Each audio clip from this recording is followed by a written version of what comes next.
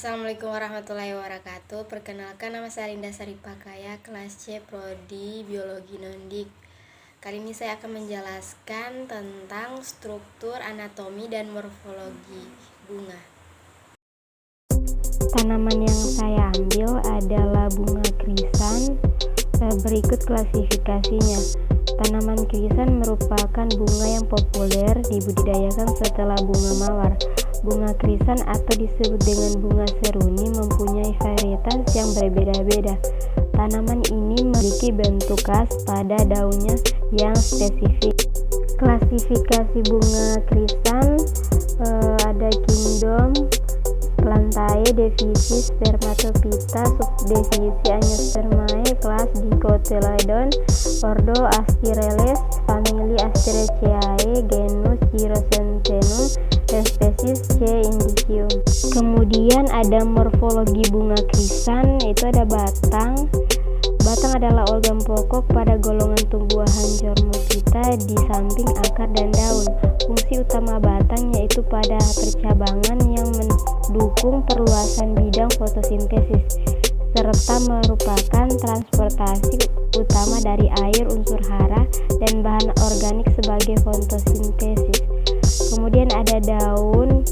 Daun merupakan organ pokok tumbuhan yang penting. Daun adalah tonjolan yang tumbuh pada buku batang yang memiliki meristem ujung yang berpengaruh terhadap pembentukan ujung daun, dan meristem interkalar yang berkembang menjadi tertutup.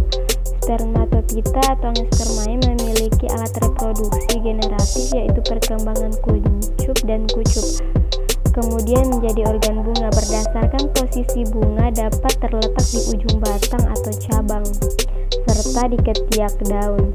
Bunga pada tumbuhan dapat berjumlah satu disebut tumbuhan berbunga tunggal, dan dapat lebih dari satu disebut tumbuhan berbunga banyak. Bunga merupakan sistem percabangan suatu batang yang terdiri dari bagian yang bersifat steril dan fertil. Bagian steril berupa tangkai, dasar bunga, daun pelindung, dan perhiasan bunga. Sementara yang fertil terdiri dari mikrosporofil dan benang sari, dan mikrosporofil, megasporofil atau daun bunga sebagai penyusun putih.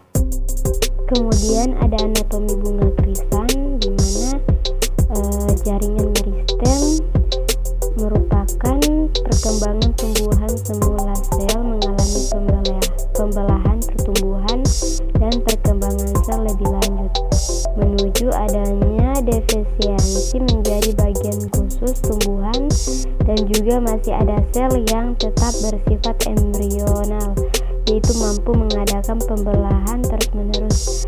Kemudian ada jaringan pelindung sistem dermis yang merupakan lapisan terluar dari daun bunga, buah, biji, batang, dan akar sebelum mengalami penebalan sekunder. Secara fungsi dan morfologi, sel epidermis tidak seragam dan ada yang termodifikasi menjadi semacam rambut dan sel penutup stomata dan sel lain yang khusus. Lanjut ada jaringan parenkim. Jaringan parenkim merupakan suatu jaringan yang terbentuk dari sel-sel hidup dengan struktur, morfologi, serta fisiologi yang bervariasi dan masih melakukan segala kegiatan proses fisiologis.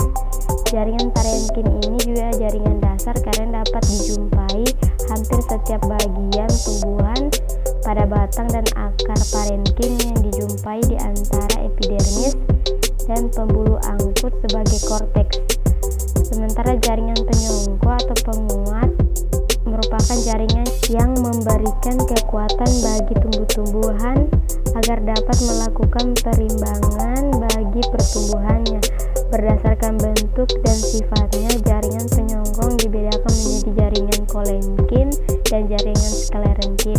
Jaringan kolenkin berperan penting sebagai jaringan penguat terutama pada organ tumbuhan yang masih aktif mengadakan pertumbuhan dan perkembangan.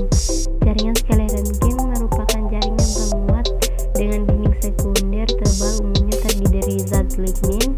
Sel-selnya bersifat kenyal, pada umumnya sel sklerenkim tidak mengandung protoplasma. Pada tumbuhan tingkat tinggi terdiri dari xilem dan floem. Xilem merupakan suatu jaringan pengangkut yang kompleks, terdiri dari berbagai macam bentuk sel. Pada umumnya, sel-sel penyusun xilem telah mati dengan